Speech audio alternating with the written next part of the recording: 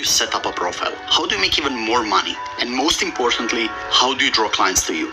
I'll answer all of these questions today and a lot more because I've been exactly where you might be right now, but since then I've received hundreds of 5-star reviews, worked with clients worldwide, and earned over $2 million in revenue from Freelancer alone. By the end of this video, you'll know everything there is to know about how to be a top freelancer on the world's biggest freelancing platform, freelancer.com. Currently, there are around 71 million users from 247 countries divided into clients and freelancers. And these are the first 3 steps you need to take to make a great first impression among so many users. First, a great profile photo. Don't upload group photos or photos of you sitting in a bar or lying in a bed. Your profile photo should be a headshot on a white background. As simple as that. I'll show you how AI tools can help you with that in a minute. Focus on the first 160 characters of your bio because that's approximately how many characters are shown within the search. Use this space for a short introduction and to tell the client what you can do for them. And once you're done with this video, go to my profile next and watch this video to learn everything I know about setting up freelancers' profiles and how to ask AI for help. The third step is your portfolio. If you have one, always consider improving it further. Is there anything else to show to stand out? If you don't have a portfolio, the best way to showcase your skills is to work on mock projects. Joining Freelancer is free, but investing in a paid membership is the best way to stand out.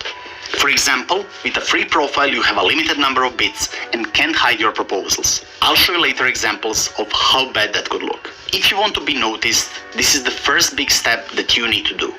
Joining a verified program will show clients that you have gone the extra mile and that you are serious about your work on the platform. This blue badge will help you join the club of top earners because you will have access to better paying projects. For example, only verified freelancers can bid on projects that are worth more than $2,500, charge hourly rates of more than $50, and access jobs with renowned clients. And there is no shortage of jobs on Freelancer either. There are thousands and thousands of jobs that are posted on the platform every single day. Filter your projects by project type, price, skills, and location. And I'm browsing a data entry category right now. These jobs are always in high demand, so I've made a video about how to start working as a data entry specialist because the barrier to get in isn't crazy high, but more on that later. The first way to get a job is by bidding on projects. What does that mean? When a client posts a job like this one, we all need to bid on it by writing a bid proposal. The proposal contains a short introduction, a showcase of your work, and why you're the right person for this job. This is not easy, but don't worry, I will talk about how to write winning proposals next. In the meantime, I'll introduce you to the second way of finding work. If, for example, a client needs a logo design, multiple freelancers can share their submissions and receive feedback quickly. And more than one freelancer can be awarded if the client likes various entries. This is called a contest and it is great for different types of gigs, but especially design work. If a client upgrades their project, a freelancer staff member called recruiter will reach out to you through a message offering you the job. Expect several daily messages from recruiters. In order to have this option enabled, you need to be a part of the preferred program, and I'll cover that soon. The fourth way to find work is through direct messages from clients. Sometimes a client wants you for the job and will send you a direct message. If you're not interested, decline it and no harm done. And now, let's talk about the most important thing you need to learn. This is the hardest part for newcomers. Each job is different, there is no magic formula, but don't worry. Following my lead will teach you how to write proposals that stand out. Clients create projects because they need help with problems such as lack of knowledge or lack of certain skills. And this is where you come in. Explain how your skills and your experience relate to the project. Hook them by explaining that you are the solution that they have been looking for. For example, this is how I would do it. I would edit this video in the following way because it will keep the viewers constantly engaged. Or I would design your website like this because it will be easy to digest, knowing that there is a lot of text. Or maybe, if you hire me, I'll write your content to sound educational and funny at the same time. Providing value up front is one of the best ways to catch attention. It sounds complicated, but trust me, an engaging and well-written proposal will help you win the job even if you have no experience. Read the project description thoroughly. Clients often have specific instructions or questions, and if you don't respond to them, your proposal will be dismissed. Keep your writing short and clear. Don't overdo it with fancy, hard-to-understand words. Introduce yourself briefly and show interest by asking questions. Highlight your qualifications, mention your relevant work, and show your portfolio. Don't say you have 5 years of experience if you can prove that. And I can't stress this part enough. Always proofread your text to ensure there are no spelling or grammatical errors. Don't think that offering the lowest prices will help you win the job. Clients often don't want the cheapest workforce. They want the best, so be competitive. To learn even more about this, watch this video on my profile on how to structure winning proposals. Okay, knowing how not to write proposals is very important, and I'll show you why. These two are sharing their proposals for a photography job. The top one has a short and easy to understand introduction, a link to his portfolio, and an explanation of why he's the best choice for this job. Listing his gear also shows that he's a professional. The second proposal is just plain laziness. He expects the client to start texting him on WhatsApp based on what? Why would anyone take this person seriously and offer him a job? This is exactly how you shouldn't be writing your proposals. And don't be this guy. And do you remember the part about paying for memberships? I found this example by randomly browsing through the platform. There are many other examples, but you'll get the point from this one. If you don't seal your proposals, everyone, including potential clients, will see if you are writing gibberish, too lazy to proofread your writing, or maybe even both. For example, this freelancer is too lazy to correctly use Google Translate for what she is writing. Besides that, where is the link to her portfolio? How can she help the client?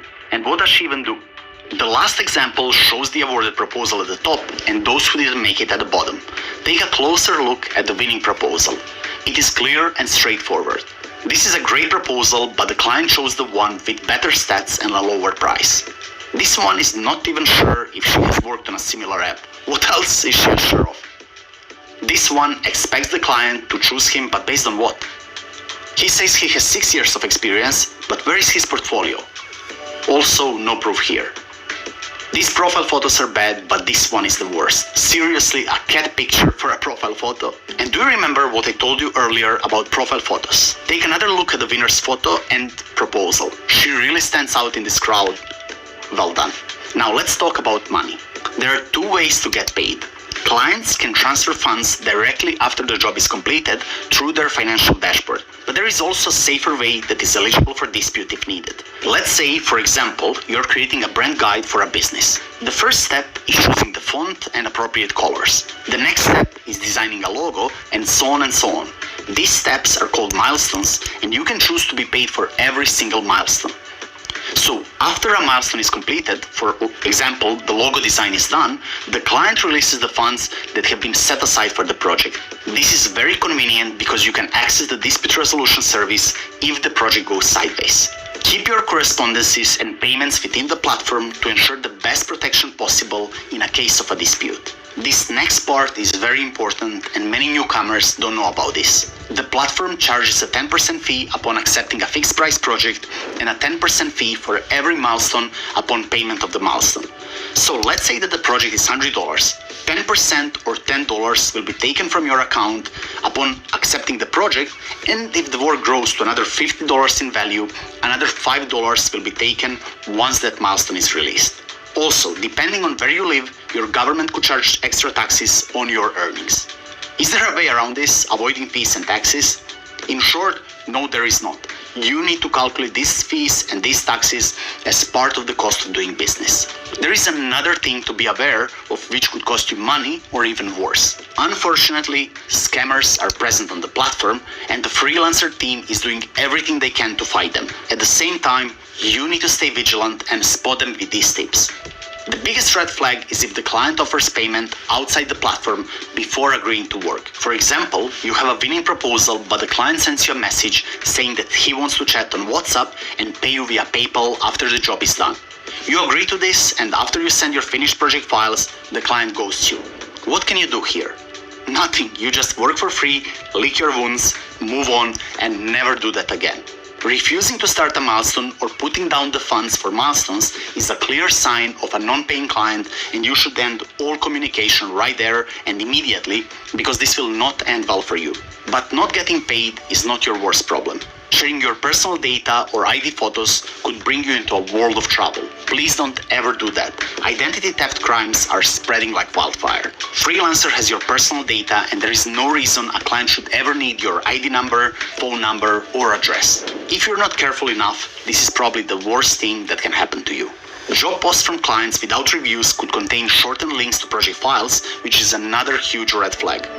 By clicking on malicious links and downloading unknown files, you could lose your personal data, passwords, or even storage to ransomware. The only files you need are shared through the project, and that's it. The next chapter explains what attracts clients to your profile, so please don't go anywhere. To be among the top freelancers on the platform, there are 2 more steps from the verified program, and they involve badges. This badge means that I'm a preferred freelancer. I'm in the top 3% among millions of users. How to join this elite group? The main thing is to be consistent.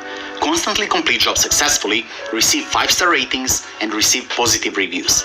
Basically, offer exceptional service all the time. After a pristine track record, the next step is an extensive interview and vetting process by the freelancer staff. If all goes well, you will receive this badge, which will signal to the clients that you are among the best on the platform. From my experience, if clients must choose among hundreds of bids, they will definitely pick a preferred freelancer for their project. Now, I'm so crazy proud of the next thing because I built it in collaboration with freelancer.com, which is absolutely insane. I spent months writing and recording the most detailed course and program was ever made about this platform. You can't find content like this anywhere else. Nobody who actually got to #1 made it, so I can really say I've been there, I've done that. But it's not only about the course. It's a brilliant community in which I share even more information than I do on my YouTube. There are either weekly, bi-weekly or monthly calls with mentors, and I reveal every single thing that helped me to get to #1 on Freelancer. And not only that, after completing the program and passing the test, you will receive another exclusive badge on your profile that will signal to everybody on the platform that you are indeed the best of the best, and it's especially valuable if you are just starting out. You can join this program by clicking on the first link in the description.